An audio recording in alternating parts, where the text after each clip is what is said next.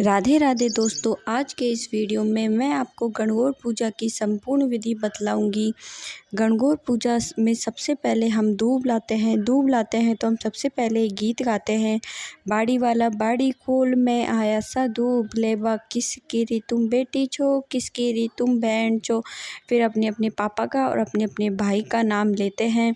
फिर हम उसके बाद पाटा धोएंगे दूब से और फिर गीत गाएंगे, पाटा धो भाई पाटा धो, बीरा की बहन पाटा धो।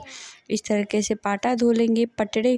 फिर पाटे के ऊपर हम थोड़ी सी दूब रखेंगे और उसके ऊपर हम ईसर जी और गणगौर को विराजमान करेंगे। ईसर जी व गणगौर की मूर्तियाँ हमें पहले से ही बना लेनी है मिट्टी से। मिट्टी की गणगौर की ही पूजा की जाती है।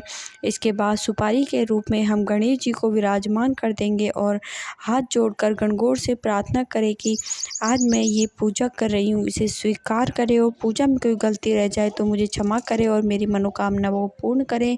इस तरीके से हम संकल्प लेंगे। गणगौर की पूजा में सबसे पहले हम टीके देंगे। सबसे पहले हम इसके लिए हम एक पेपर लगा लेंगे। पेपर पर हम सबसे पहले मोली चढ़ा लेंगे। फिर सबसे पहले दूब के गुल्ले गणेश जी को देंगे। फिर हम गणगौर जी को गुल्ले देंगे। गुल्ले देने के बाद फूल दूब से पानी के छींटे देंगे। वस्त्र के रूप में हम गणेश जी को कलावा समर्पित करेंगे। ईसर जी को सफ़ेद वस्त्र व गौरा जी को लाल वस्त्र समर्पित करेंगे।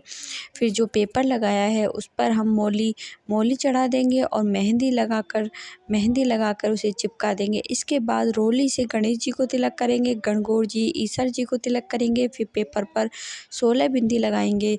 जितनी भी महिलाएं हैं सब बिंदी लगाएं, रोली, मेहंदी, काजल, हल्दी की। इसके बाद काजल गणेश जी की व ईसर जी को और गौरा जी को, फिर 16 बिंदी, फिर मेहंदी। फिर गीत गाएंगे, गौरा ने मंगाई लाल टिकी, गौरा ने मंगाई हरी टिकी, वो तो चाला रे जयपुर देश लाबा ने ईसर लाल टिकी। इस तरह टिकी लगाएं। अंत में मेहंदी की टिकी लगाने के बाद अपने हाथ में उसी मेहंदी को हल्की सी लगा लेंगे।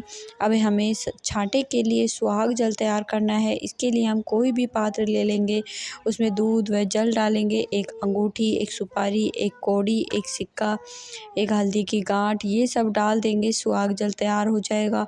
अब ईसर जी गणगौर जी को फूल समर्पित कर देंगे। इस पूजा में फूल व दूब का बहुत ज़्यादा महत्व है।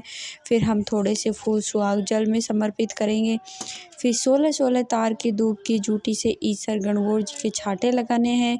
जितनी भी महिलाएं हैं गणगौर पूज रही हैं सब छांटे लगाएंगी, गीत गाएंगी।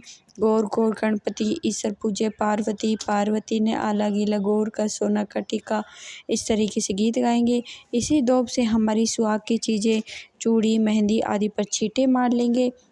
इसके बाद हम भोग समर्पित करेंगे। भोग में ज़्यादातर हलवा समर्पित करते हैं और इसमें फिर गुणे भी चढ़ाए जाते हैं। सीधे हाथ पर गेहूं के दाने लेकर हम कथा सुनेंगे। कहानी सुनने के बाद गेहूं के जो के दाने हैं वो ईसर जी व गणगौर जी को समर्पित कर देंगे।